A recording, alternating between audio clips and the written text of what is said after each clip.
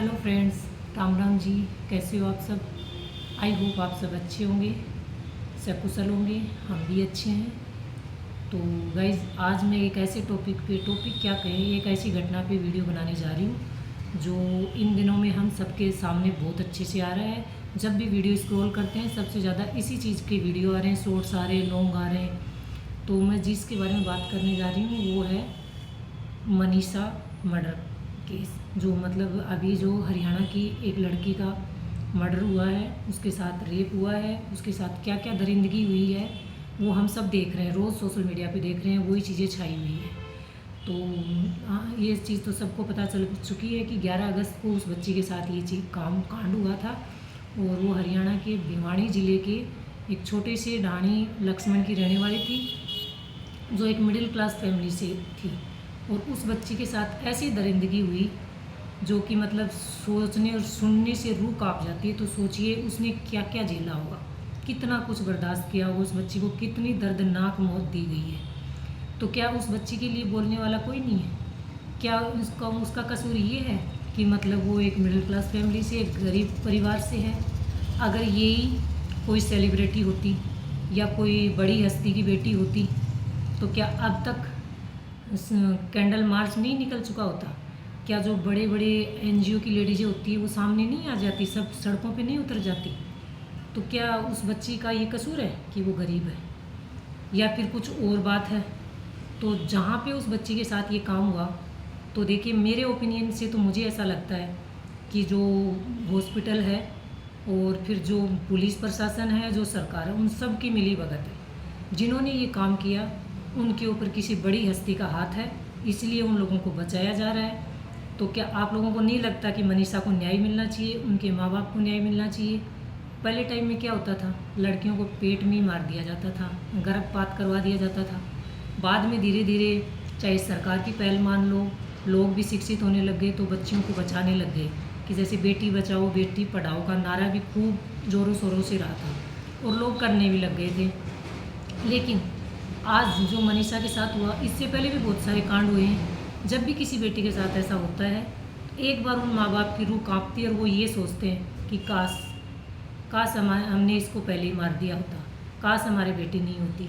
क्यों भाई, बेटियों के बिना है भी क्या? क्या ये जो दुनिया है ये बिना बेटियों के फैल रही है? तो कोई भी सेफ नहीं है हमारे देश में, कोई भी सेफ नहीं, कोई बहन बेटी, यहाँ तक कि एक बूढ़ी औरत, एक माँ भी सेफ नहीं है।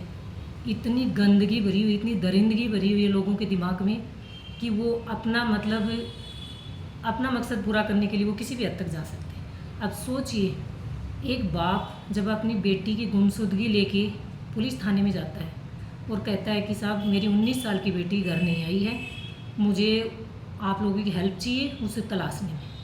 पुलिस क्या बोलती है? पुलिस हंस के क्या बोलती है कि भाग गई होगी, टेंशन मत लीजिए, 2-3 दिन में आ जाएगी मैरिज सर्टिफिकेट लेके।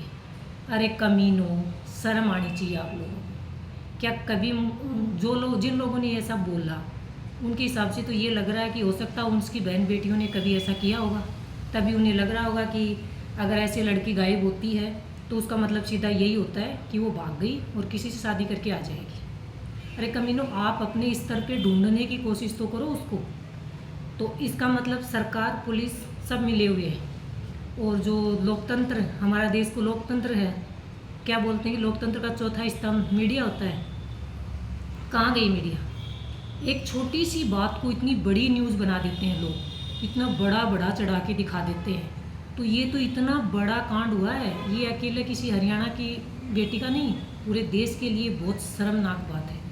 मतलब हमारे देश पे कलंक हैं ऐसे केस, पता नहीं। और ये तो चलो सामने आ गया, पता नहीं और कितने केस होते हैं जिनको दबा दिया जाता है, शर्म के मारे नहीं कहते, कई कुछ भी मान सकते हो आप। लेकिन इससे पहले 13 साल पहले जो निर्भया कांड हुआ था, उससे 10 गुना ज़्यादा दरिंदगी दिखाई गई है, ज़्यादा दरिंदगी की गई है उस बच्ची के साथ। उसके बॉडी पार्ट्स को निकाल लिया गया, उसके पेट में तेजाब डाल दिया गया, उसको जिंदा होते हुए उसकी आंखों में तेजाब डाल दिया गया, उसकी किडनी निकाल ली, उसका यूट्रस तक निकाल लिया। अरे हराम जादो, तुम्हारे घर में भी माँ बहन बेटियाँ होंगी ना, सोच के देखो अगर उनके साथ ऐसा हो तो क्या बीते आप लोगों को। तो देखो भाई, सब लोग, जो मेरा तो ये कहना है जो उस गांव के आसपास के हैं वो वहाँ पे इकट्ठे हों, जो दूर के हैं और जो क्रिएटर हैं वो शॉर्ट्स डालते हैं, शॉर्ट्स बनाओ, लॉन्ग वीडियो डालते हैं, लॉन्ग वीडियो बनाओ, इतने ज़्यादा वीडियोस बनाओ ताकि सरकार की आंखें खुले। और मुझे तो ऐसा लगता है कि इस केस में CBI जांच होनी चाहिए, क्योंकि ये वो कहते हैं ना अंधा कानून, ये कानून अंधा ही है। नेताओं को कुछ नहीं चाहिए, जब उनको वोट चाहिए होते हैं ना वो पैर तक पकड़ लेते हैं, झोली फैला देते हैं। उनको वोट चाहिए और फिर 5 साल सो जाते हैं, अपने घर भरते हैं, उनको कोई मतलब नहीं होता किसी की बहन बेटी के साथ क्या होता है। अगर यही कांड किसी बड़े घर की बहन बेटी के साथ हो जाता तो अब तक पता नहीं क्या क्या जांचें बैठ जाती, क्या क्या काम हो जाते। क्या अभी तक उस परिवार को कोई न्याय दिलाने वाला नहीं है? क्या मीडिया, हमारा मीडिया इतना सक्षम नहीं है कि मतलब इस चीज़ को सामने ला सके? बोल रहे हैं अब नई चीज़ सामने आ रही है कि उसने सुसाइड किया है। अरे भाई सोच के तो देखो आप लोग, कोई सुसाइड करने वाला अपनी गर्दन काट लेगा? मान लिया काट ली गर्दन उसने, हो सकता है कुछ ऐसी चीज़ हो दिमाग में, तब उसने ना सोचा हो कि इसका क्या असर होगा, काट ली उसने, तो अपने शरीर में उसने तेजाब डाल लिया। गर्दन काट के अपने शरीर में उसने तेजाब डाल लिया, उसके बॉडी पार्ट जो निकल चुके हैं वो उसने खुद ही निकाल लिए। कम से कम थोड़ी बहुत तो शर्म लो कि इस केस को दबाने की कितनी कोशिश की जा रही है, कितनी पुरजोर कोशिश हो रही है। तो मेरी तो आप सबसे ये रिक्वेस्ट है कि प्लीज़, पता नहीं क्या होगा क्या नहीं होगा, लेकिन लोग धरने पर भी कितने दिन बैठेंगे? कोई जॉब वाला है, कोई टीचर है, कोई मतलब सब अपना अपना काम करते हैं, तो 7 दिन 8 दिन 10 दिन बाद में तो उन सबको उठना पड़ेगा। तो मेरा तो ये मानना है कि सब लोग इकट्ठे होकर पूरी तरीके से, जो क्रिएटर हैं वो वीडियो बना के, जो आसपास के हैं वो वहाँ पे इकट्ठा होके उस बच्ची को न्याय दिलवाने में पूरी हेल्प करनी चाहिए हम सबको, क्योंकि आज उसके साथ हुआ, कल किसी और के साथ हो सकता है। सबके घर में बहन बेटियां हैं, किसी के साथ भी हो सकता है, कोई सेफ नहीं है। ना मैं सेफ हूँ, ना कोई और सेफ है। माँ बहन बेटी बूढ़ी जवान कोई भी हो जाए, कोई सेफ नहीं है हमारे देश में। बहन बेटी के मामले में तो मतलब ऐसा क्यों, मतलब कई केस आते हैं कि उस बीवी ने अपने पति को मार दिया, उसने उसको ड्रम में चिनवा दिया। इन बातों को इतना उछाला जा रहा है, और लड़कियों के साथ कितने सालों से ऐसा होता आ रहा है, और अब तो ये चीज़ें दिन प्रतिदिन बढ़ती जा रही हैं। तो क्या हमारा न्याय प्रशासन इतना कमज़ोर है कि इतनी गंदी, इतनी घटिया हरकत करने वाले को जल्द से जल्द सज़ा नहीं सुना सकता? और इसी वजह से, हमारे न्याय की वजह से, इस पे इतने लचीलेपन की वजह से ये हो रहा है कि दरिंदे वो बच जाते हैं, उनको कठोर सज़ा नहीं मिल पाती। ऐसे केस में तुरंत से तुरंत सज़ा हो, कम से कम फांसी से कम कुछ नहीं होना चाहिए। तभी आगे कम से कम कोई और ऐसा करने से पहले 10 बार सोचेगा कि आगे जाके तेरा हश्र क्या होगा। अब सोच के देखे, लगता तो ऐसा है कि उसके बॉडी पार्ट्स निकाले गए हैं, तो उस हॉस्पिटल में कुछ ऐसा धंधा चल रहा है जो गैरकानूनी है, जो नहीं होना चाहिए, और उसीलिए उसके बॉडी पार्ट्स निकाल के उस बच्ची की इतनी दर्दनाक मौत दी गई है। तो भगवान से ये प्रार्थना है, भगवान ऐसा किसी की बहन बेटी बहू के साथ ना हो। तो मेरी आप सबसे रिक्वेस्ट है कि प्लीज़ ऐसे जो भी वीडियो है, मैं नहीं बोल रही कि सिर्फ मेरे वीडियो को, ऐसे जो भी वीडियो है उनको ज़्यादा से ज़्यादा शेयर कीजिए।